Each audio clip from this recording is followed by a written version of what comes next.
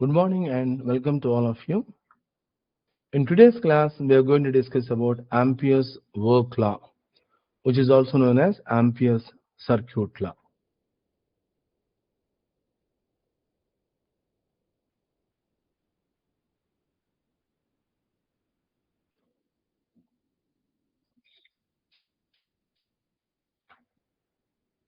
Now, if you look at the statement of Ampere's work law, the line integral of H around any closed path is equal to the direct current enclosed by that path. Mathematically, we write this as closed integral H dot dl is equal to I enclosed. Let me explain what is the meaning of this Ampere's work law. Assume that there is a conductor carrying a current of I in this direction. We know that whenever a conductor carries a current, there will be associated magnetic field. So in the vicinity of this conductor, close to the conductor, at every point there will be a magnetic field. Let H is the magnetic field intensity. Now if I consider a closed path completely encircling this conductor, let me consider a circular path of radius r. Now this closed path can be divided into small segments, each let us say of differential length dl. At this point where I have defined a differential length dl, h will have some value.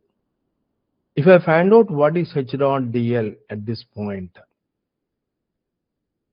then you take another dl, find out what is h dot dl at this point.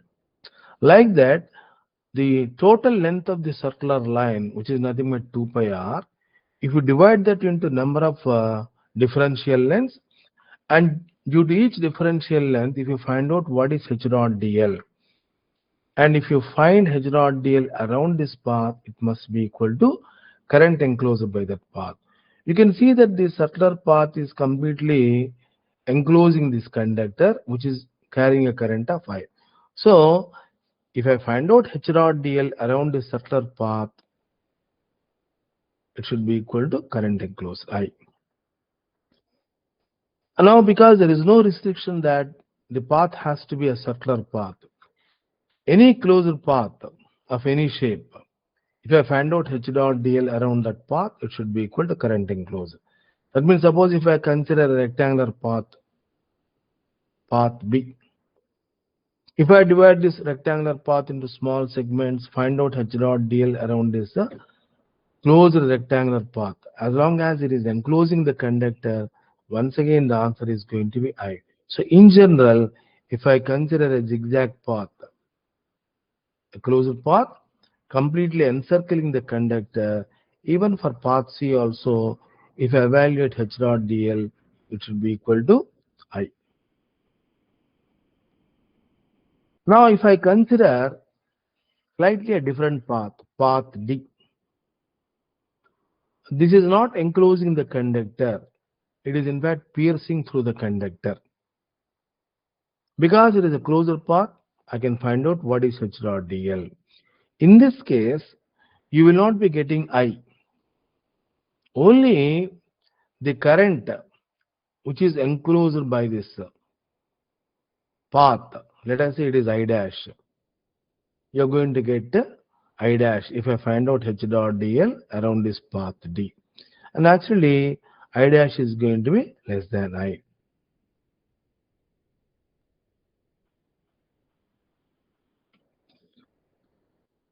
Now let us look at the applications of Ampere's work law. If you closely observe this equation, closed integral h dot dl is equal to I enclosed. Suppose if you know what is the current and the path, closed path, in order to evaluate this integral, I need to consider a closed path. That closed path is known as a solenoidal path. And we know what is expansion of this dl because we ourselves are selecting that path. We also know what is the value of I. So the only unknown quantity here is h. So by using Ampere's work law, it is always possible to determine the value of magnetic field intensity for a given current distribution. For example, let us consider an infinite length conductor carrying a current of I in the positive z direction. The conductor is extending from z is equal to minus infinity to z is equal to plus infinity.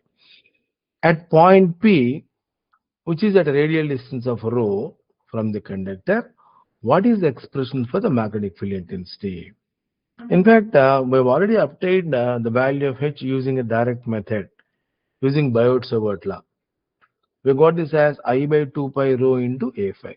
Now let us evaluate the same thing using Ampere's work law. In order to use Ampere's work law,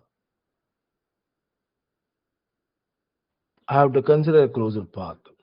Now let me consider a circular path of radius r.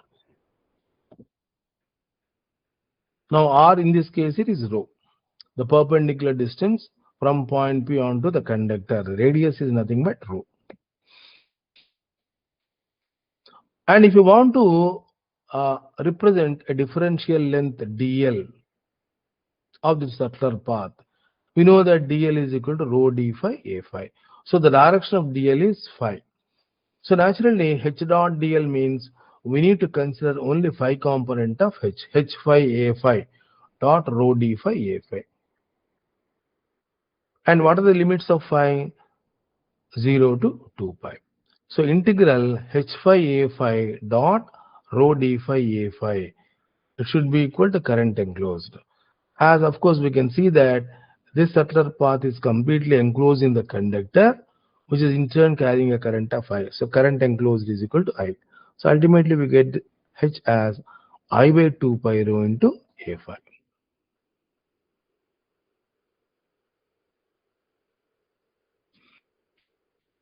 Now let us try to apply this Ampere's work law to a differential rectangular path placed in z is equal to 0 plane. 1 to 2, 2 to 3, 3 to 4, and 4 to 1. It is a closed path, rectangular path, placed in z is equal to 0 plane. Let delta x and delta y are the dimensions of this rectangular path. So let us evaluate closed integral h dot dl around this rectangular path. Now I can split this rectangular path into four parts: 1 to 2, 2 to 3, 3 to 4, and 4 to 1. So integral h dot dl, I can divide this into four parts. Integral h dot dl 1 to 2, h dot dl 2 to 3, similarly 3 to 4, and h dot dl 4 to 1. Now let us evaluate each of these integrals. Integral h dot dl 1 to 2. So when you go from 1 to 2, we are moving only through a distance of delta y. We are moving only through a differential length delta y. So as such, there is no meaning for this integral. So whenever we deal with finite values, finite length, finite area, and finite volume, then that integral has got a meaning.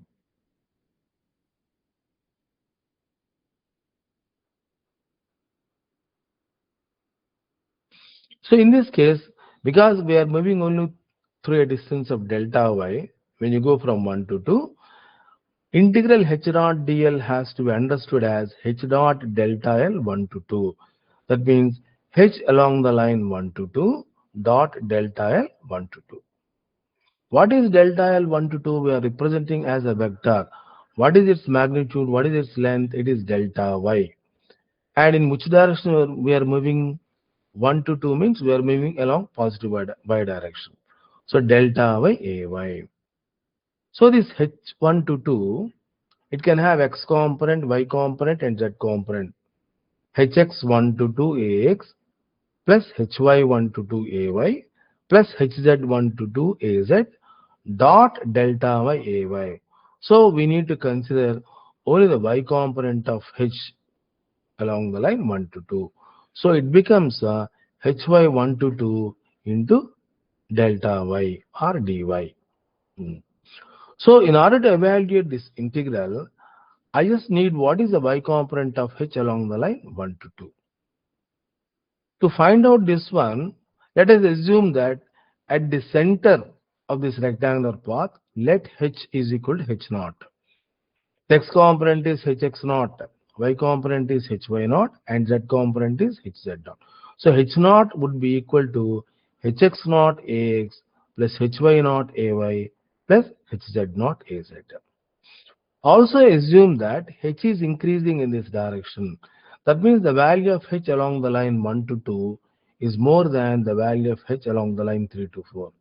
Similarly, in this direction, h is increasing. It means that the value of h along the line 2 to 3 is more than the value of h along the line 4 to 1. Now, in order to evaluate this integral, hy 1 to 2 is required. Integral 1 to 2 h dot delta L. Now it has become hy1 to 2 delta y. So what is the y component of h along the line 1 to 2? What is its value at the center? What is the y component of h at the center? Hy naught. From the center to the line 1 to 2, we are moving along x direction. So if you know how much this hy is increasing with respect to x dimension, the rate at which hy is changing with respect to x dimension, multiplied by what is the distance from the center to the line 1 to 2, it is delta x by 2. So hy naught plus dou hy by dou x into delta x by 2. So let me give you a simple example of this one.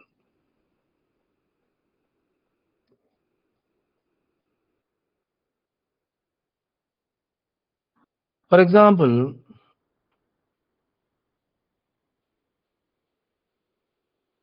in a region, temperature is increasing in this direction. At a particular point, let the reference temperature is 100 degrees centigrade. For every 1 meter distance, the temperature is, let us say, increasing by 2 units.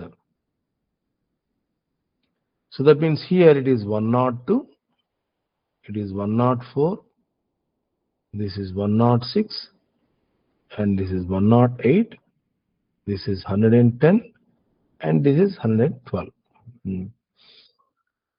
So if you want to find out what is the temperature here, which is at a distance of 6 meters from this reference point, its value here is 100 degrees centigrade, plus at what rate it is increasing. For every 1 meter it is increasing by 2 degrees. So rate of change of temperature with the distance is 2 degrees multiplied by, from here to here, what is the distance? It is 6 meters. It is 6 meters. So into 6. So it is 112. So this is temperature at the reference point is T naught plus the rate at which temperature is changing with respect to x dimension, let us say dou T by dou x, multiplied by distance. So this is 100 plus 2 degrees into x. X is this distance, 6 meters. Now on the same lines here, the value of y component of h at the center is hy naught. At what rate hy is changing with respect to x dimension? Dou hy by dou x. Multiplied by, from the center to the line 1 to 2, what is the distance? Delta x by 2. So hy naught plus dou hy by dou x into delta x by 2. On the same lines, what is hy 3 to 4? So the value of hy 3 to 4 is less than hy naught. From the center to the line 3 to 4, the distance is same, delta x by 2. So hy 3 to 4 must be equal to hy naught minus dou hy by dou x into delta x by 2. So now let us come back here. integral 1 to 2 is equal to hy1 to 2, that is hy naught plus dou hy by dou x into delta x by 2 into delta y. Now similarly, if you evaluate what is h along the line 3 to 4, h dot dl along the line 3 to 4. So when you go from 3 to 4, we are once again moving only through a distance of delta y, of course opposite to y direction. So the meaning of this integral is h dot delta L 3 to 4. So h along the line 3 to 4 dot delta L 3 to 4. What is delta L 3 to 4? Distance is delta y, and when you are moving through a distance of delta y from point 3 to point 4, we are moving along minus y direction. And what is hy34? Just now we have seen that hy naught minus dou hy by dou x into delta x by 2. So this is h dot delta L 3 to 4 minus of hy naught minus dou hy by dou x into delta x by 2 into delta y. So when I add these two integrals, integral 1 to 2 and integral 3 to 4 of h dot delta L, it is equal to dou hy by dou x into delta x delta y. Now similarly, we can prove that integral h dot dl 2 to 3 plus integral h dot dl 4 to 1. When I add these two, I will be getting minus dou hx by dou y into delta x into delta y. So total h dot dl around this closed rectangular path is equal to dou hy by dou x minus dou hx by dou y into delta x delta y. Should be equal to what? Let us say the current I.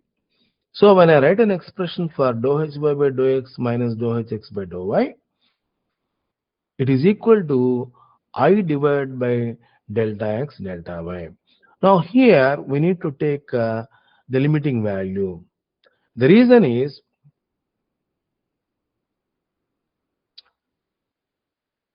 because we have considered a differential rectangular path with dimensions delta x and delta y, it is reasonable to assume that the value of h is almost constant at every point along the rectangular path. When I say almost constant, I can also say that there is only a minor change in the value of h when you go from one point to another point. So whatever little change in the value of h, we are representing by the first two terms of the Taylor series. It is something like h naught is equal to hy 1 to 2 is equal to hy naught plus dou hy by dou x into delta x by 2. So these are the first two terms of the Taylor series.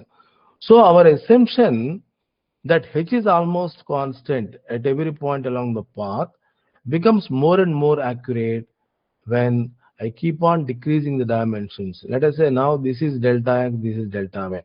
So when I keep on reducing the dimensions of delta x and delta y, my assumption that h is almost constant at every point along the path becomes more and more accurate. Ultimately, when you take the limiting value delta x delta y tending to 0, so this is what you're going to get. So closed integral h naught dl divided by delta x delta y and delta x delta y tending to 0. I divided by delta x delta y tending to 0. But current divided by area, you get this as J. What is the direction of this J? Perpendicular to both delta x and delta y. That means it is going to be Z direction. So this is the Z component of del cross H is equal to ZZ. Now on the same lines, if I consider a rectangular path in the YZ plane with dimensions delta y and delta z, this being delta y, this is delta z, then I get Jx component.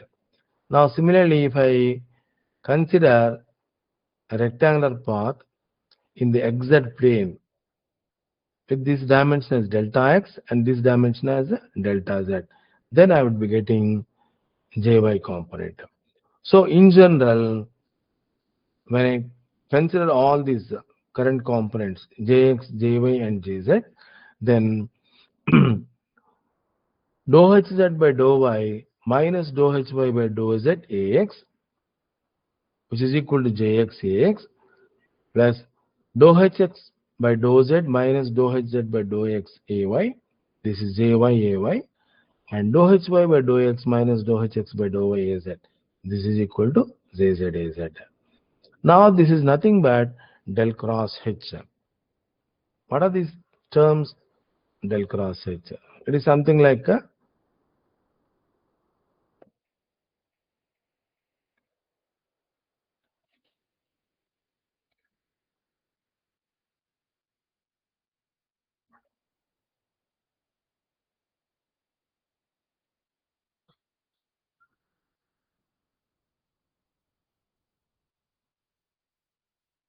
suppose if I consider curl H del cross H, how do you expand this one? Dou by dou x, dou by dou y, and dou by dou z. This is Hx, this is Hy, and this is Hz, and the unit vectors Ax, Ay, and Az. Now when you expand this one, dou by dou x of Hy Az minus Hz Ay minus dou by dou y of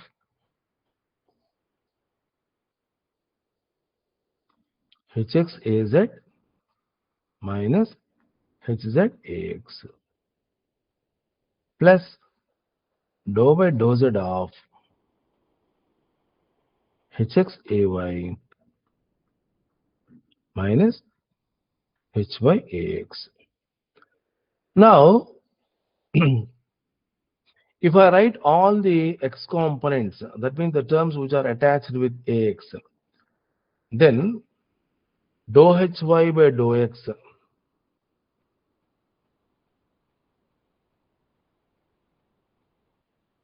x components minus dou by dou y into minus Hz. So this is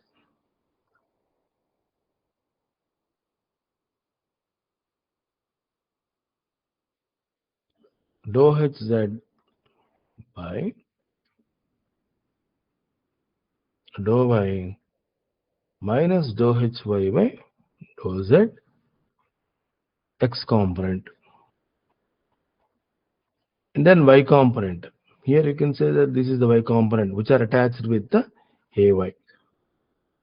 So its value is going to be dou Hx by dou z minus dou Hz by dou x Ay, and the terms which are attached with Az, dou Hy by dou x minus dou Hx by dou y. This is Az. Now this expression is exactly similar to the expression here. So this is nothing but del cross H. Del cross H is equal to J. Now Stokes theorem. According to Amperes work law, closed integral H dot dl is equal to I. So this I can be represented in terms of J. I is equal to integral J dot ds. Okay. And just now we have seen that J is equal to del cross H. So this becomes integral del cross H dot ds. So when you write these two equations, closed integral H dot dl is equal to integral curl H dot ds. This is what is known as the Stokes theorem.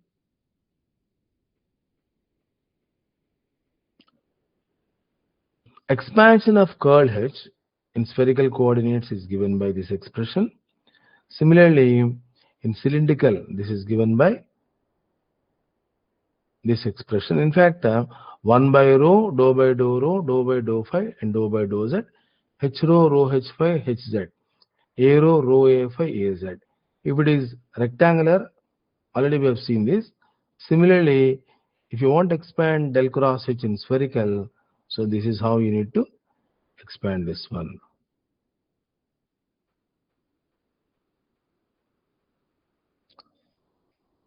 So for today, let us stop here.